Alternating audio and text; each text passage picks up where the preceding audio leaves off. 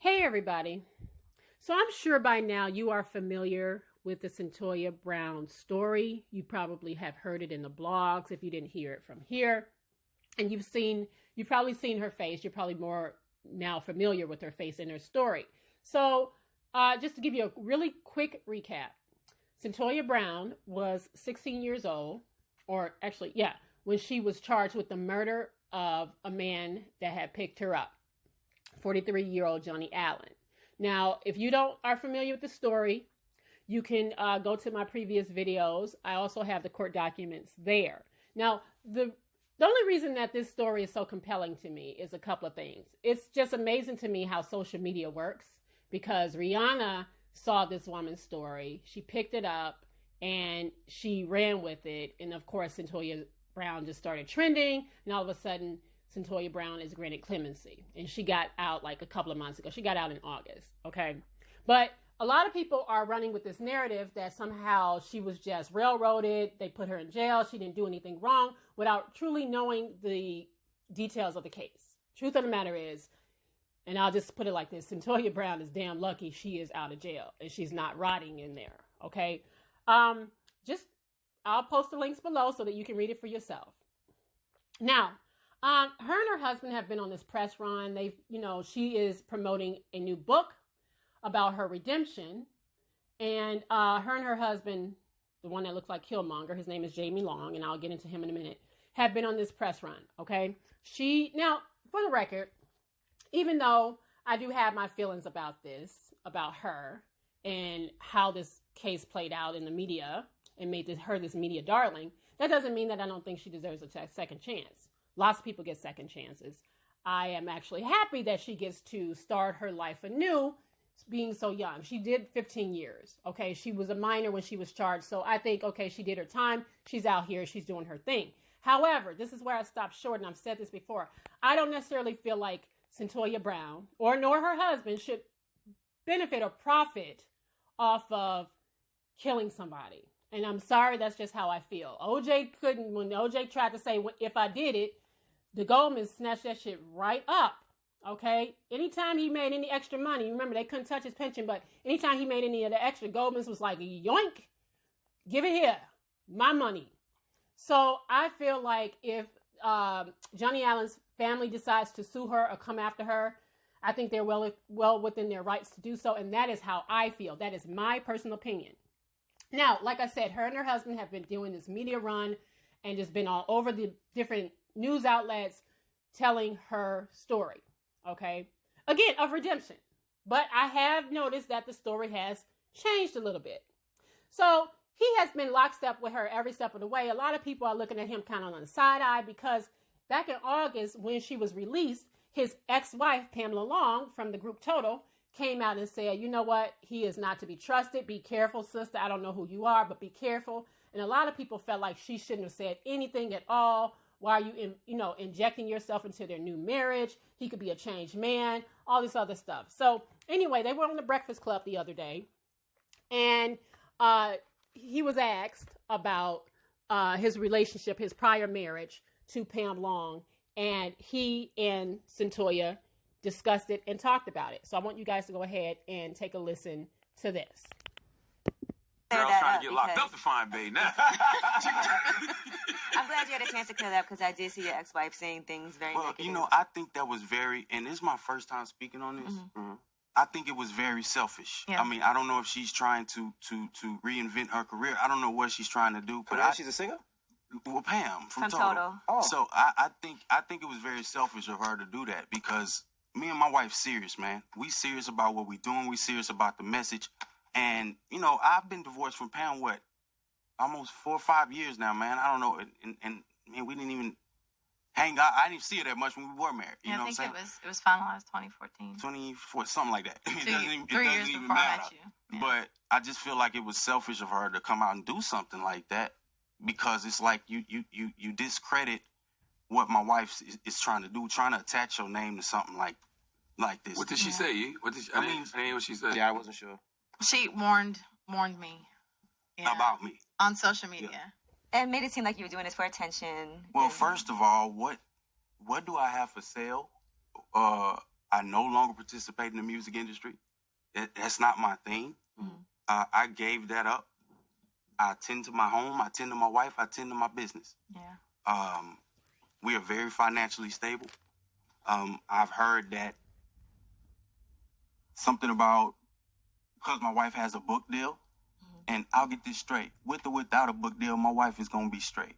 Because we straight. And I've been straight. And I don't know why people think that the minute, like, maybe your name is all over the place, all of a sudden you're rich. Money. Yeah. He's been taking care of me. Like, you know, like, everybody just assumes they know things, and they don't. And that's fine. Yeah. But, you know, I mean, And y'all didn't know y'all was going to get to this point No, 2 we years didn't. ago, 3 years That ago. wasn't the- I didn't even have any appeals. Like, I was in prison. And, like, people just don't know things. And they'll just take things and they'll run with it. What was your first day home like?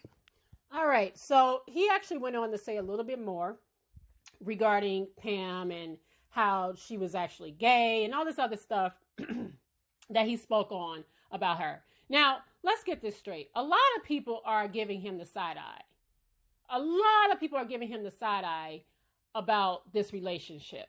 And a lot of people feel like he is just clinging on to Cyntoia because he sees where this rocket ship is going. And I was actually, surprisingly enough, I was one of those people that was like, you know what? Different relationships bring out different things in people. So just because it didn't work out with Pam doesn't mean that he's not genuine with Cyntoia and shit. He better be genuine because you know, a lot of people's like, Cyntoia need to look out for Jamie. Well, shit, Jamie need to look out for Cyntoia. Okay, he know who Cyntoia is. So I was just on that side of the fence, like, listen, let them have their relationship regardless of what I feel. I mean, he did say some strange shit about burning the edges of the letter. You just got to watch the entire interview. It was kind of weird. But anyway, Pam has a podcast that she does on her Facebook channel. And she decided to actually address some of the stuff that Jamie was saying about her on The Breakfast Club. She talked about the whole thing about her being gay. She also made some allegations of abuse with Jamie. So I'm going to have you guys go ahead and listen to this. And I'm not going to see any more. I just want you to listen. And you can make up your own mind about this. But I got to speak my truth, baby. See you on the next video. I do. I know sometimes you don't agree with me with some of the things that I say. But there was this story that came out 1-something in the morning that was a straight lie. And I'm talking to you as my brother because I want you to hear me. And I'm talking to everybody else. It was a straight lie. And if I sit back and not open my mouth, then that's something that I feel that is not right. And it's time for me to speak regardless of if people agree with me or not. And so with all of that being said, there was a story that came out from my ex-husband, Jamie Long, last night. It was a letter from his camp or an email from his camp that was sent. And it was the most horrific lie. It was so strategically put together to try to bring a couple of things that I went through in my life, even when I worked at White Castles. It was trying to say that it was put together as if when he met me, this was where I was in my life, which in fact was not so. It also entailed when I worked at a place called MTF. And yes, I did work at White Castles by choice. You know, when you come from a place where you give your life to the Lord, there are some things that you don't know that you have. Meaning that I didn't know that I was so prideful. And I remember when I didn't have to go to White Castles. I made the choice to go because I said to God, I need for you to humble me. When I was working at White Castles, I had people calling me, asking me, Pam, can you come do this song for 5 G's? Can you do this song for this amount of money, that amount of money? And my response was no. The reason why I said no is because God told me no. I worked at White Castles for over 3 months. And when I say that people would walk inside, come in and stand there and say, some would say yes, that is her. Some would come and that some would be like, Pam, like, I ain't gonna out you. Yo, sis, like, yo, what you doing here? And, I would talk to him and I'd be like, I'm here, I'm working or whatever. And then, I'd be like, I'm working. I'd be like, yo, but you holding up the line though. You know what I mean? Like, I can't have a full conversation. I'm working the register. But, with all of that being said, the people don't know the reason or the depth as to why I went there. I had to go there because I had to humble myself under the mighty hand of God. And I said to God, I said, if I'm supposed to go to White Castles, I said to him, I said, let me get hired. And when I walked in White Castles, they hired me on the spot. I walked out and I started crying because I knew. I was like, yo, I knew that I had to go through this thing. So it's just like it was a choice for me to be there. And I remember a friend of mine at the time, she said to me, she's like, just quit. And I said, I can't. And God it was almost like he began to promote me. It's like a graduation. When I left that place, he took me to a picture place. But when I left the picture place, packing pictures and doing the little spots on the pictures, you know what I mean? It was just like God was humbling me. Yeah, I worked at a picture place. You know how like when the kids take pictures at school, it's like, yeah. And I had to put like, you see like a little mark there. I had to fill little marks in and all that stuff. I had to do all of that, right? So it was just like he began to promote me. And then how I got to MTF, I had no qualifications whatsoever. But it was God himself. I was making at White Castles $7.50. Wow. And it was just like on the weekends I was making $8 and some change. But it was just like, yo, and they calling me saying, P, can you come do this record? I remember one of the guys from Bad Boy, he called me, and I won't mention his name. And when I told him no about the record, he was like, he's like, what are you doing? Because by then everybody knew. Wendy Williams knew that I was, basically working at White Castles and all of this stuff. But it was something that God was doing with me. And every place that he took me to, it was like I was ministering to people. Share, you guys. So it was just so it was just like I had to go and through this process because he was processing me out. But at the same time, too, he was sending me forward to people, so it's just like that's one of the things that it was grouped in this whole email. And just to really talk about the email, like I said, it was loaded with so many fabrications, so many lies. And Beanie, I'm sorry to say this, but I know you feel the same as I do, but this joker lied even on my mother. He said that my mother wanted me to get married to a man because my choice was women. And my mom, my mom didn't want me to be with women, so she wanted me to marry him, because he was a man. He also said that in our marriage that he was, I lived in my mother's basement, which in fact, I didn't just live there, he did as well too. Come on, somebody. You came from Texas and you moved up here and you lived with me in my mother's basement until you lied to me and we told me we was going to Atlanta, and we wound up in Alabama. As we drove past Atlanta, and I looked up, I said, Atlanta right there. He said, just a little further. We just a little outside of Atlanta. 2 hours later, we make a stop. And you remember when I said I wasn't living there, right? Oh, you don't. You got amnesia? You got amnesia. I'm pretty sure you did. So let me help you to remind you of what it is that you said to me and how I was just like, I'm not living here, and how I cried at your brother's place. You remember that? And you was like, please, and and finally, of course, I stayed because of what? I was married to you. But you also stated that when we were together, that you was only with me for like 2 months. Really? I don't remember that, because you left, as you quote unquote, when you said to me, I left my son, I left everything. I never told you to leave your son. Never, ever told you to leave your son. But you lived with me in New Jersey. Then from New Jersey, we went to Alabama, and then from Alabama to Texas. So that sounds like more than 2 months, because we was married. We got married when 2013 to 2015, 16 was right before my mother passed away, is when the divorce happened. So now I want to talk about the divorce. Someone from, I don't think it was the neighborhood. I can't remember exactly who it was. The young lady had asked me for a comment.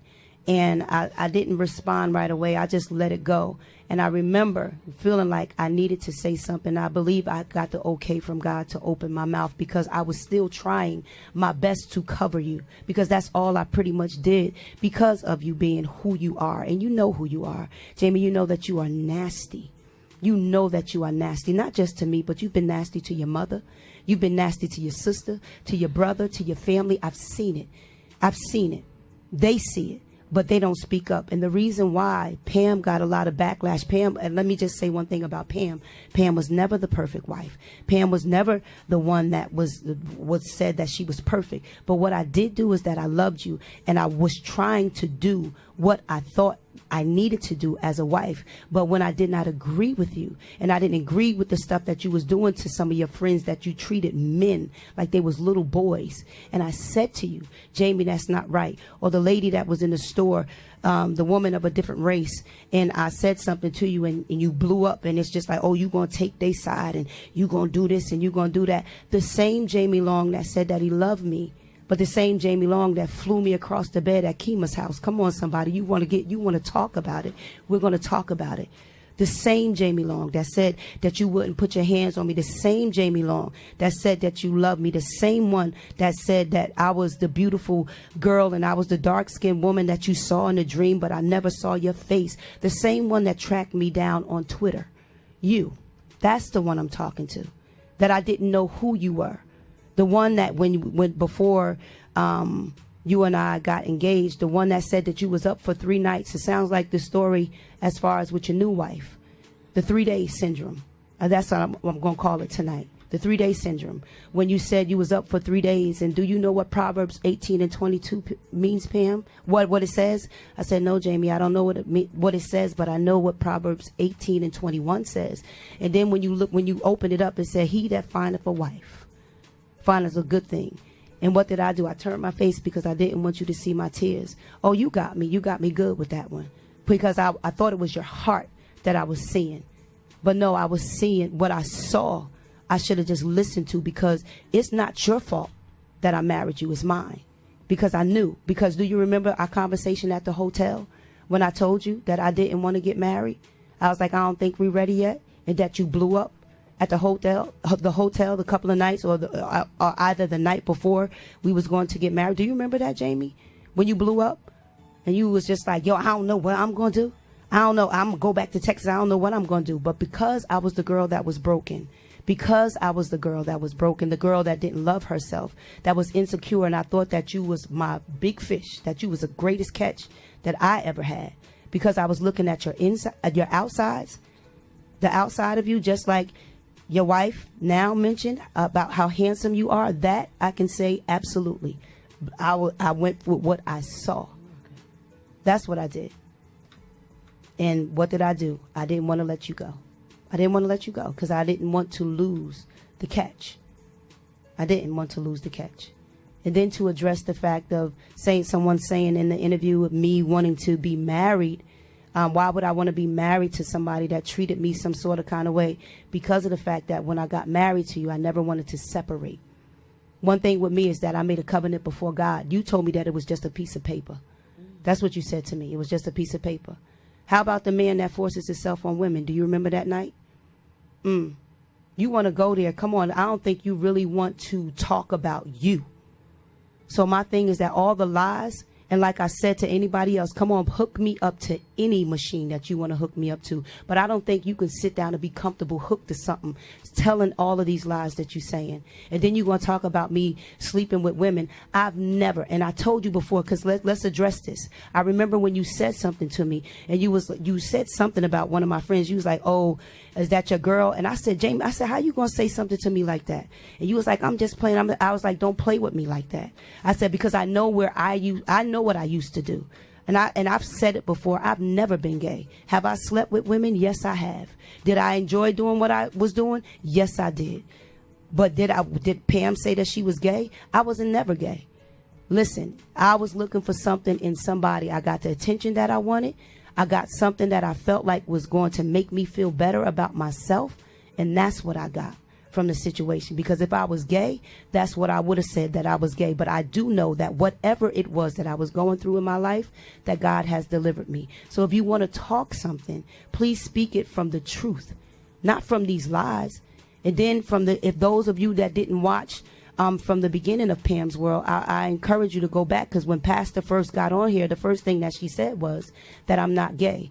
Because also in your letter, you alluded to the fact that my pastor and I had some type of relationship. The only relationship that we have is sisterhood. It's something that you do not understand, because you're nobody's brother. Jesus. You're not a brother to any of the people that you're around. You are one. You are one who is trying to capitalize. That's who you are. So if you want to speak truth, we're going to speak truth. And then when it comes to the marriage, and it said, and I made a comment about us, and the young lady asked me, when was my divorce final? And I said February. And honestly, it was a miscommunication, because I actually went back and I said to her, because if it's in the story that is up right now saying that Pam is selfish. That's what you put out there. Pam was selfish. Selfish of her to say what? Selfish of me what? To warn the woman that you're with now about who you really are? It wasn't selfish. It was me reaching out woman to woman to somebody to say, hey, sister to sister, be careful. Because this dude is a wolf in sheep's clothing, honey. And if nobody else knows it, I do. I do. And his family knows it too. They just don't speak on it. So getting back to when Jamie and I were married and our divorce was final in February, and I hit the young lady back from, I believe it was the neighborhood. I'm not sure which interview it was, because it was only one. I can't remember the name. But what I did say, I said I do apologize, because I did say February. And as a witness, my pastor, not just my pastor, but my friend is here. And I said to her, she said, well, what did you send? I said, because I didn't say that. She said, well, Pam, when you put February up there, she said, I can see why she said it that way, because I didn't say February of 2016. But I put in a thing, I said, Jamie and I said, I can't say what Jamie is doing right now. I don't know when him and Cyntoia met and all of this stuff. I said, I can't say that. I said, but February, our divorce was final. And then from there, you did put something with the year was in there. She had already put the year at the above part of the statement. So then at the end, when you put February, you were referring. It looked like you were referring to that year, but the way you read it, I said I can see why they thought it was this February. And I said, Pam, you need to retract that. You need to call back or reach back out. And you did reach back out. Yes, I did. And say that's a miscommunication. And that's not what I meant. It's February, whatever. And they said that they would put it up. Got the receipts in my phone. I got the receipts in my phone. So if you need pictures of the receipts to anybody that want to do it, if you want to do an interview with your girl, I got other receipts in my phone as well to Jamie, some of your people that hit me up. And I mean some of your people. And some of Cyntoia, that's her name, right? I don't want to I think that's how it's yeah. I don't some of her people hit me up, and I got the receipts in my phone. And who are they talking about? They're not talking about her. They're talking about Jamie Long. That's who they're talking about. So my thing is that please stop lying. I'm praying for you. You have no idea how much I pray for you. I don't have anything in my heart against you. But when you get up on social media and you begin to lie, my thing is that God says, speak the truth. Speak the truth, regardless of who likes it or not. I'm not up here trying to, and you also alluded to me trying to make a name for myself. You have no idea how many opportunities, honey, that God has blessed me with to be able to do a song with this person, to do a song with that person. You have no idea how many times my phone has rung for so many different artists, and I'm not going to mention their names, but as a witness, Pastor knows. As a witness, my family knows. They know who called me and who I said no to. Because why? My thing is that I'm not just going to do anything for money, sir. But are you? Who are you? Who are you? I'm not just going to do anything for money. So I thank God at the end of the day, God bless you. I hope the best for you. But at the end of the day, Jamie, I don't think you want to continue down this road, because there is a God who sits high and he looks low, and he sees all and he knows all, and you know the truth. You know the truth, or maybe you have deceived yourself just that much to where you don't even realize the truth no more. But if you sit down, you really know what went down. You and everybody else, all of your little fake clones and all of that stuff that's around you, you have no idea how many of them that's in the inbox speaking about you, sir. You have no idea. So when it comes to what you said, alluded to the soft-spoken Pamela, you know what? Yes, did I get loud with you? Yes, I did. Because I had to. Who lives in a house with a man that they're afraid of? Come on, Jamie. You know what you did to me.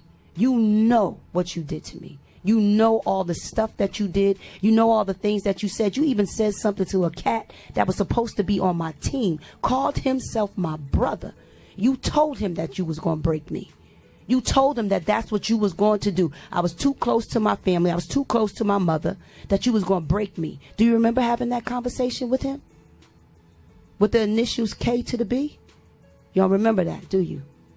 Do you remember the conversations that you had? I don't think you remember.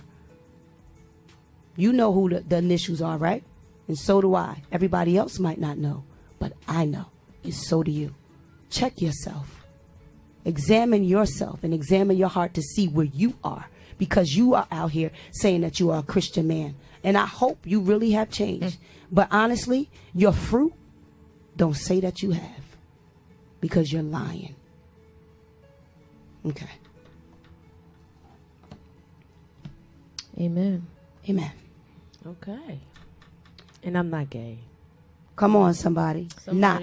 I think the thing about that is that, like, y'all, some things, I think if people, and everybody's different, but I think if people have some type of sense, like, you could, you know, like, you could have a bunch of women somewhere and they could be fine, just like on the TV show Girlfriends, my girlfriends. But then, because Pam had a past, just like a lot of us have a past, and hers was just public, and a lot of y'all's are hidden, but she had a past. She's talked about it. So now that she's delivered from her past, every woman that she's around, she's now gay. It's like every heterosexual person, just because you're a male doesn't mean I like you.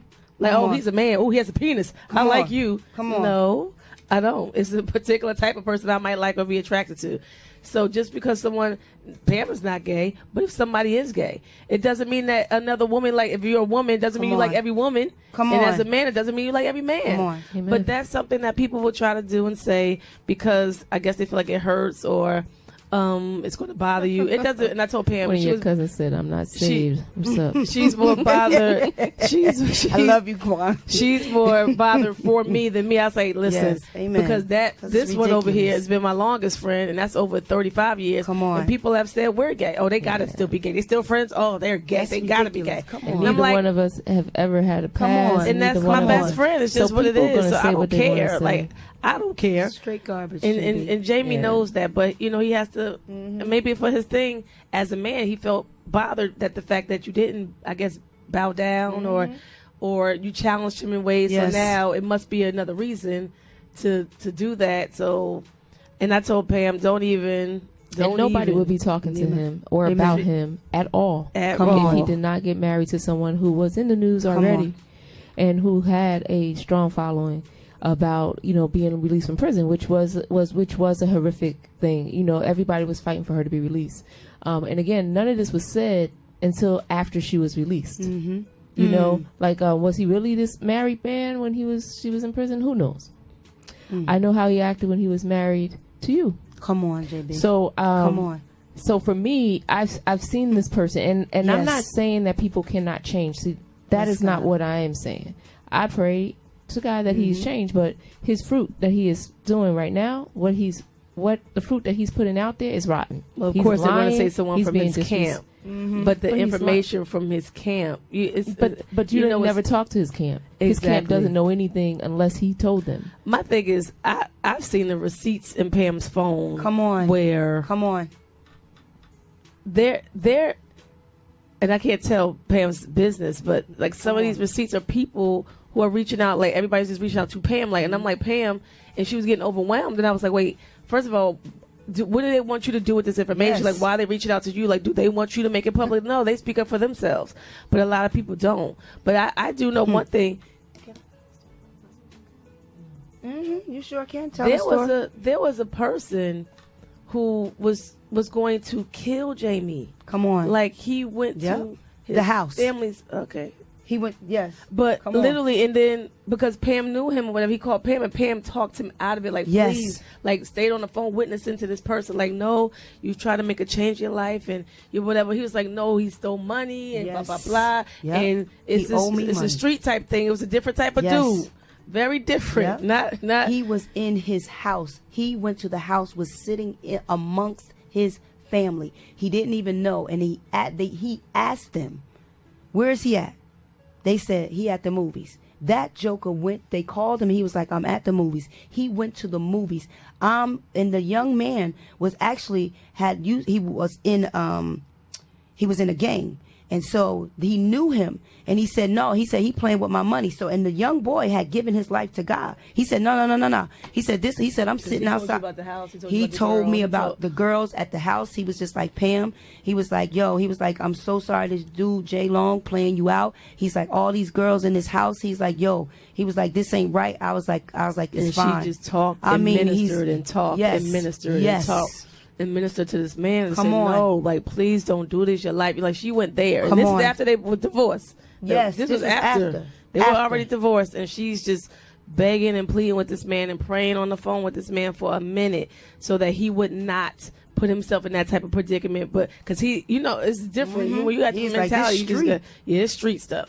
So literally, and this is after the divorce. And so, and there's other things that are in her phone of people just, this is what he did, and this is what he did, and people, the girls hit me up, all of them. You just giving, I was trying to hop you. Yeah, there's so many of it's just people. I mean, they just hit me up, Pam. I know, because him and his cousins did this, that, and the third. All they do is pray. This is the stuff that's in my phone, the receipts of the women that he was messing with. So my thing is like I'm like, yo, I'm not making this up. I'm not putting stuff out there. But when I released what I said as far as just one statement. And I said that he was diabolical because the way that he's moving. That's a strong statement. He's very diabolical. And so and with that. Gloves with rings. So, yep. And so. Yo, everybody, it seemed like everybody started hitting me with this stuff. And I'm like, yo, do y'all want me to say something? Is this the reason why you sending this stuff? They said no. Because some of them said, we waiting. Because that one dude said, because we gonna get him. I said, Glory to God.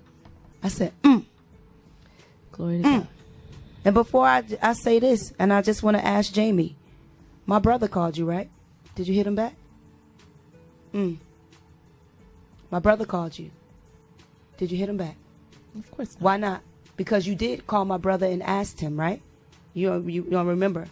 Can you ask your sister to calm down? Because my brother was believing some of the stuff that you were saying. He gave you the benefit of the doubt. I'll say it like that.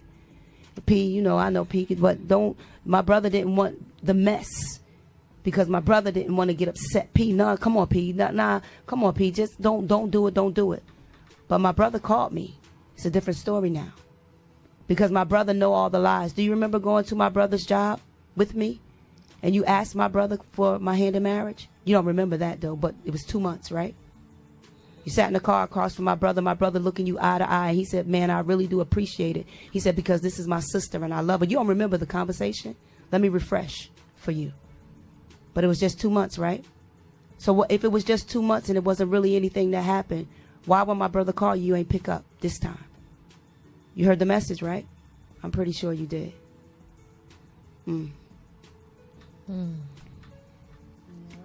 Yes. I'm going to leave it as such. Yes, God. Okay. Tonight is the night where the truth shall be told. And I'll just say to address when he says she's trying to revive her career, Pam has been doing music for a long time. She has never stopped. She just went solo and she's doing her thing. So I don't even get what that statement is about. But again, you have to understand, as I said to Pam, when people have a platform, or at least he has one right now because of his wife. Yeah, he has not one. She has a platform, but he's, on her platform, whatever. And so even with that, people are going to use it. And then some people are just, some people just gossipy, like, ooh, what's the tea? What's the tea? And it is what it is. And the truth will always come out. It's going to come out. The truth is going to come out. And again, we've been praying that he has changed, but based on the people sending you messages now, real time, it's like the change hasn't happened yet. So hopefully it has, but yeah, we understand somebody from his camp, that letter was not, it's fabricated. It's and again, she talked about how the miscommunication about the